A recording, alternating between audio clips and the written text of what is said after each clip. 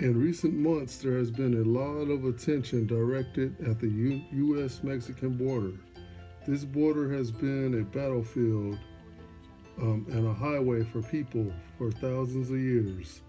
This time is different because for the first time ever in history, there's a threat to completely close the border off.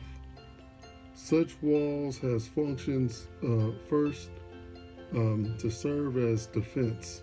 Second, the wall represent the status and independence of the community that they embrace, so whoever built it. The use of cannons in warfare has reduced the importance of defensive walls. There has to be a symbolic reason why the idea of a wall has persisted. It is said that the Antichrist will honor the God of forces. This is a mistranslation. But in his estate shall he honor the God of forces, and a God whom his fathers knew not shall he honor with gold, and silver, and with precious stones, and pleasant things. So the system that honors the Queen of Babylon will naturally honor her two favorite contributions: fortified walls around cities, and also pants. Seriously, really. Sibyl is also known to have had a torrented crown. The crown was designed that way to show that Sibyl was the first to surround cities with fortified walls.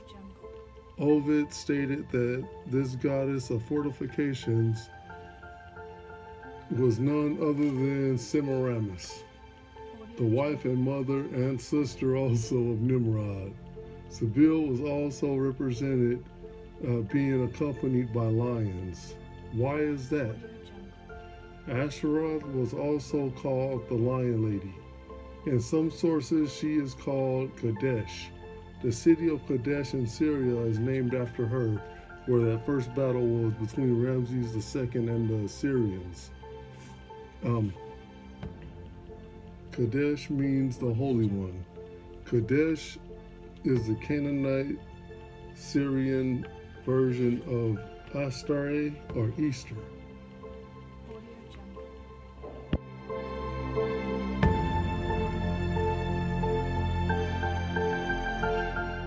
Babylonian Talmud, you check on the name of Easter. It is properly spelled I-S-H-T-A-R. It got confused, a lot of people got this confused, with the Egyptian rendition of it. A lot of people thought it was Ishtar. But if you check the original transliteration, the Babylonian one, it is still pronounced Easter to this very day. That is just another name for Semiramis, the moon goddess, or the fertility goddess of the occult world. Now, how many people, be honest, doubting about is Diana?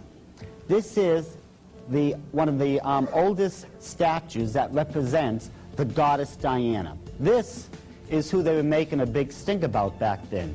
They were standing up in that temple for hours praising and worshiping this statue. Now remember, as I told you before, Semiramis is a fertility goddess. It is for this reason that you will notice that Diana is a many-breasted figure.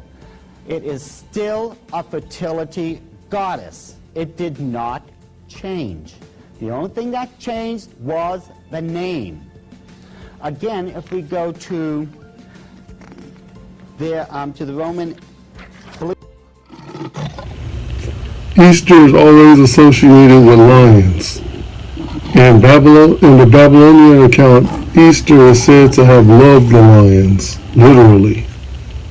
In Egypt, Kadesh wore the wig of Hathor. This goddess is a protector, much like Bastet or her more violent side, Sekhmet. The goddess of fortifications is the counterpart to the coming Antichrist, the beast from the bottomless pit, who's afraid of the woman that sits upon the beast. The 10 horns which thou sawest upon the beast, these shall hate the whore, and shall make her desolate and naked, and shall eat her flesh, and burn her with fire. For God hath put in their hearts to fulfill his will, and to agree, and give their kingdom unto the beast, until the words of God shall be fulfilled. And the woman which thou sawest is that great city, which reigneth over the kings of the earth. What is significant is a line anyway? We will look at this closer on the next episode.